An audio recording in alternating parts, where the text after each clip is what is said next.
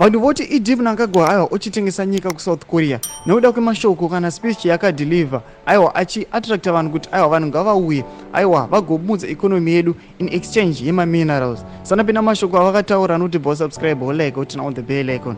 Noti mobuda munyogwa muchinzi President Mnangagwa offered investors the vast minerals opportunities in Zimbabwe as he ups the ante in attracting the much needed investment to spur the ailing economy. Nekuti speech make aiwa panokotewa paanotaura achiti we stand ready to welcome partnerships and investments from Korea in agriculture as well as in the value addition of our numerous strategic minerals such as lithium, iron and steel, platinum, chrome, nickel, gold and lime among others. Prospects also exist in the agro-based manufacturing industries, tourism and infrastructure development subsectors, he said.